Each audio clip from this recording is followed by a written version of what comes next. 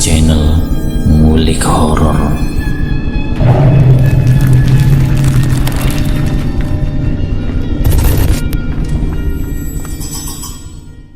Assalamualaikum warahmatullahi wabarakatuh. Kembali lagi di channel Ngulik Horor.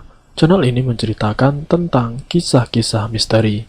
Pada kesempatan kali ini saya akan membawakan kisah misteri yang diambil dari YouTube-nya Ngulik Misteri dan ditulis oleh Ednavila. Kalian juga dapat mengunjungi YouTube-nya Ngulik Misteri ya. Nanti link saya akan sediakan di kolom deskripsinya. Oh iya, di dalam cerita ini nama dan tempatnya disamarkan semua ya, untuk menjaga privasi pihak yang terlibat di dalamnya. Yuk daripada kita lama-lama, langsung saja kita simak ceritanya. Bismillahirrahmanirrahim. Kali ini saya akan membawakan kisah misteri yang berjudul Demi Mendapatkan Kekayaan Rela Menyetubuhi Anaknya Sendiri. Cerita ini datangnya dari salah satu narasumber tentang satu kejadian yang dialami oleh kakaknya sendiri. Sebut saja narasumber ini namanya Adi, dan kakaknya sebut saja namanya Karwo. Karyo yang mempunyai satu anak yang bernama Putri. Mereka ini terbilang orang yang sangat sederhana. Karwo hanya mengandalkan satu usaha yang secara pendapatannya hanya cukup untuk kebutuhan sehari-hari, dan selebihnya bisa dibilang hidupnya susah. Namun semenjak istrinya meninggal, kehidupan Karwo dan Putri yang sebagai anak tunggalnya berubah 180 derajat. Yang tadinya orang biasa saja, sekarang kehidupan Karwo mulai berubah. Banyak desas-desus kabar tentang perilaku orang tuanya Putri, kalau ternyata Karwo melakukan pesugihan. Narasumber yaitu Adi sebagai adiknya pernah mengingatkan kepada Putri agar lebih berhati-hati terhadap perilaku bapaknya, yang menurut pandangan Adi sifat dan perilakunya Karwo mulai berubah. Bahkan secara norma pun dilarang. Setelah 1 tahun ditinggal istrinya, Karwo melakukan hal yang tidak pantas karena dia menyetubuhi anaknya sendiri yang waktu itu masih berusia belasan tahun. Di awal kejadian, Putri disetubui oleh bapaknya. Waktu itu Putri sempat menolak. Ketika dirinya hendak tidur, bahkan sempat melarikan diri. Namun penolakannya Putri justru berakibat fatal kepada dirinya, yang diancam akan dibunuh oleh orang tuanya sendiri.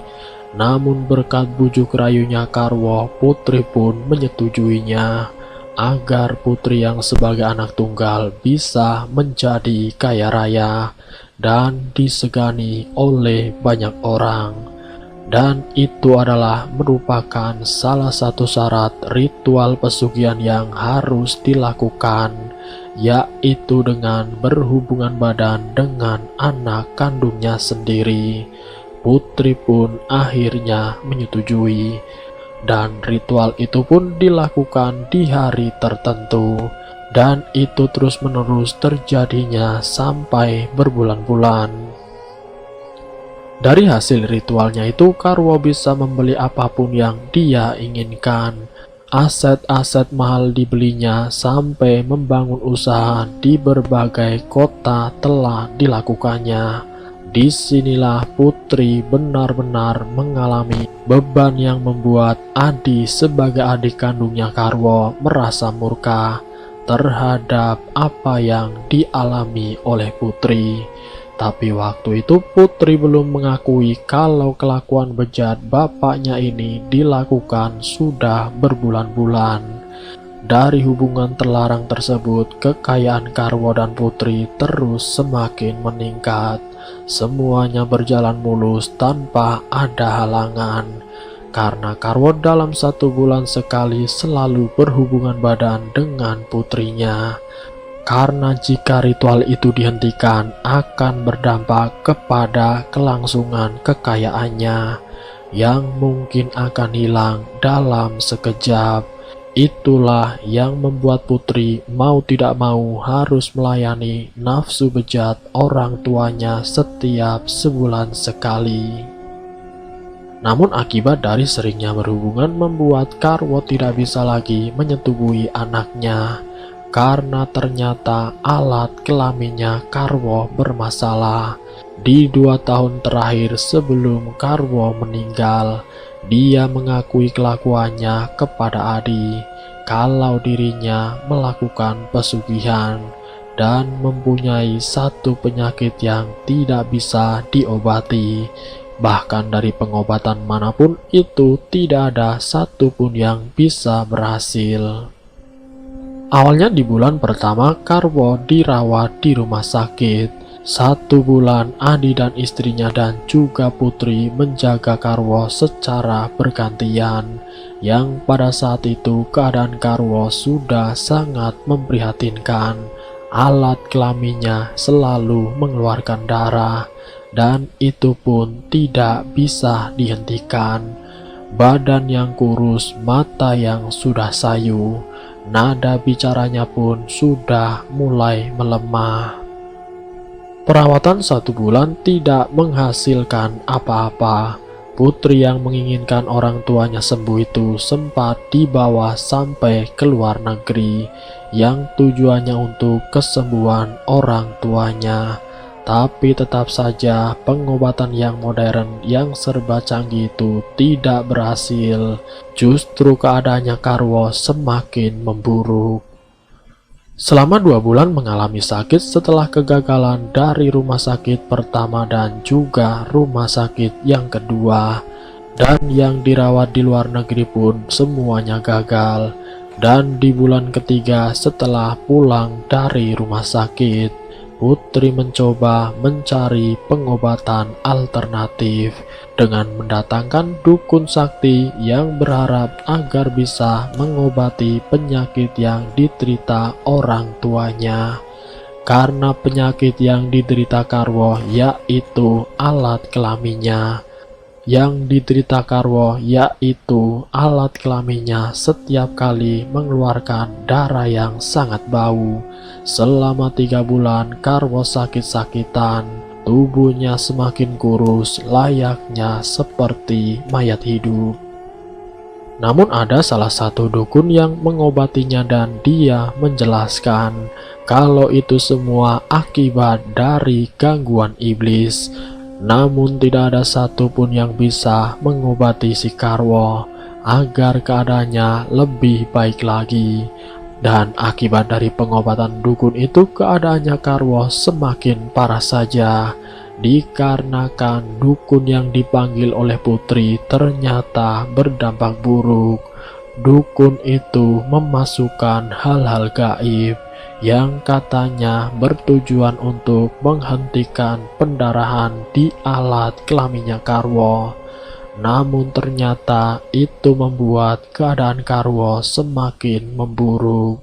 Sampai salah satu ustadz yang pernah didatangkan oleh Putri, dari penjelasan ustadz yang mengobati si Karwo, ada satu penjelasan yang ternyata itu semua adalah karma atas perilakunya Karwo sendiri yang tidak bisa disembuhkan tanpa seizin Sang Pencipta. Namun apa yang telah ditanam itulah yang dituai. Menanam kebaikan akan menghasilkan kebaikan dan juga keberkahan. Namun yang ditanam Karwo itu adalah keburukan. Itulah yang dia tuai, sebuah rasa sakit, sebuah penyakit yang tidak bisa disembuhkan. Singkat ceritanya, 1 minggu sebelum Karwo meninggal dunia ada satu penjelasan yang membuat Adi sangat murka terhadap Karwo, yang saat itu keadaan fisiknya sudah sangat membusuk. Tubuhnya sangat kurus dengan kondisi mata yang sudah hitam dan bicaranya pun sudah sangat melemah. Salah satu pengakuan terhadap Adi kalau bertahun-tahun lamanya dia telah menyetubuhi anak kandungnya sendiri. Saat itu juga putri yang berada di sampingnya hanya bisa menundukkan kepala dengan tangisan yang keluar dari matanya. Putri di usianya yang hampir 30 tahun belum mempunyai suami, dikarenakan setiap 1 bulan sekali harus melayani bapaknya sendiri, karena mungkin putri juga tidak mau jatuh miskin. Bahkan lebih parah daripada keadaan yang dulu. Selama berhubungan dengan orang tuanya, putri mendapatkan kejayaan sampai dikenal banyak orang. Tapi ternyata di balik kesuksesan yang luar biasa itu, ada kelakuan bejat seorang ayah kandung yang melakukan hubungan terlarang terhadap anak kandungnya, yang menjadi salah satu syarat ritual untuk melanggengkan kekayaannya selama berbulan-bulan, karena setiap kali berhubungan yang dihasilkan sangat luar biasa. Itu adalah pengakuan Karwo yang mengakui kelakuan bejatnya. Karwo yang sempat mengatakan maaf kepada putri dalam posisi terbaring lemas, dengan kata yang terbata-bata itu diucapkan kepada anaknya. Putri disuruh untuk menikah, tapi kalau selama bertahun-tahun dia melakukan hubungan dengan ayah kandungnya sendiri, tidak mungkin juga dia mempunyai sosok suami yang benar-benar percaya terhadap dirinya. Dan karena kekayaan yang dimiliki putri, banyak lelaki yang datang, tapi ternyata hanya ingin kekayaan yang putri miliki. Setelah pengakuan tersebut, ada satu kejadian yang membuat Adi merasakan hal yang di luar nalar. Ada satu sosok aneh dengan tubuh tinggi berbaju hitam datang dan duduk di samping Karwo yang sedang terbaring lemah.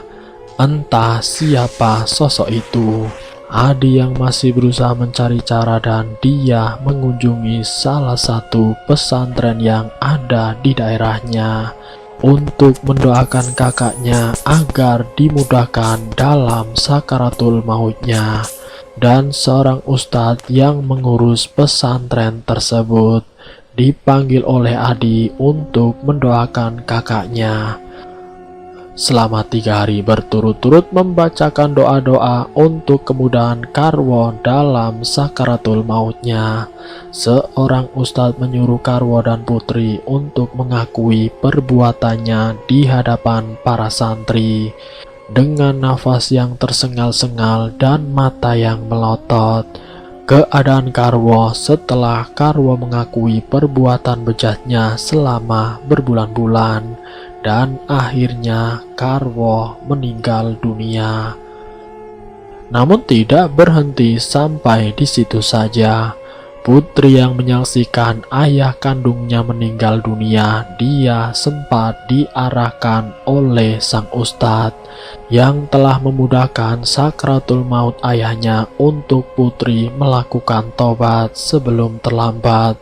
Setelah kematian orang tuanya, kekayaannya putri belum ada perubahan. Putri masih ada pemasukan dari beberapa usaha yang dimilikinya.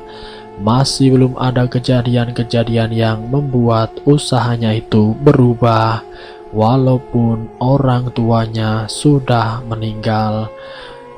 Namun dalam kurun waktu 1 tahun setelah orang tuanya meninggal, ada sebuah kejadian yang dialami oleh putri. Dia sering bermimpi melihat sesuatu yang benar-benar tidak masuk akal, sampai dirinya ini merasakan ketakutan.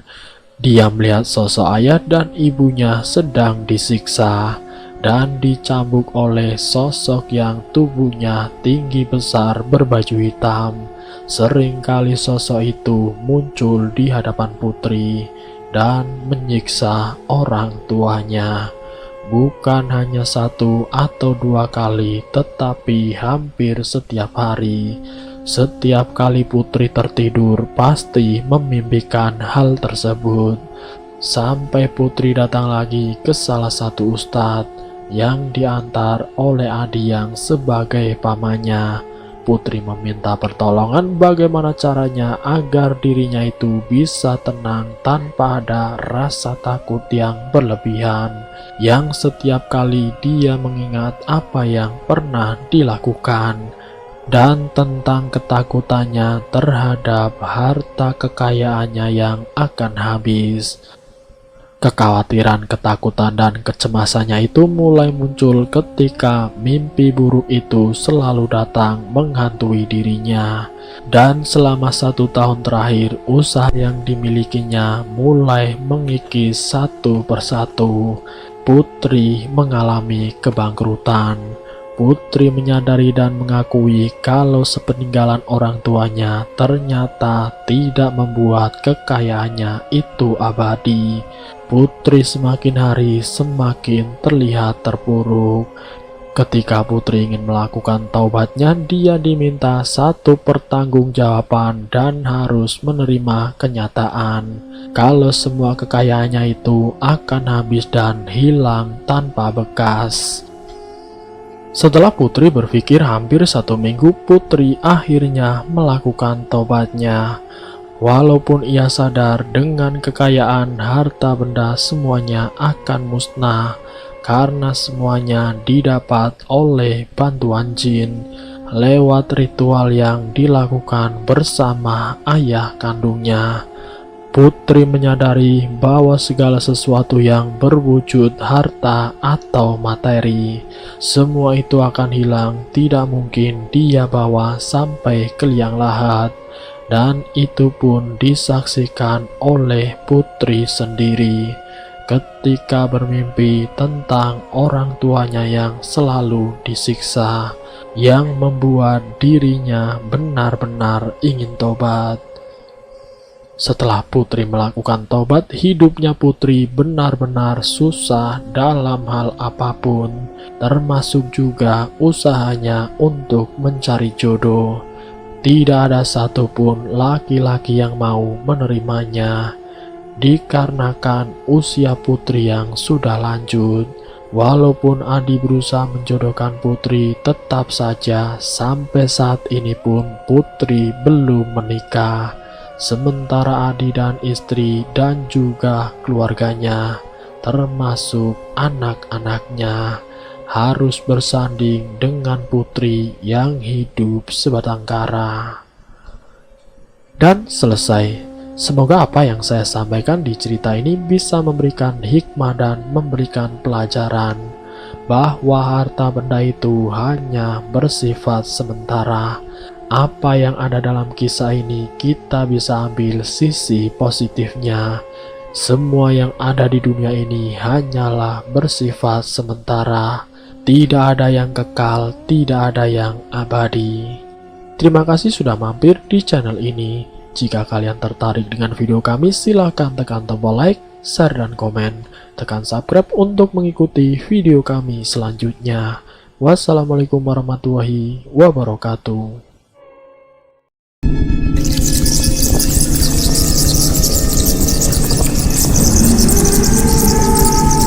Selamat datang di channel Ngulik Horor.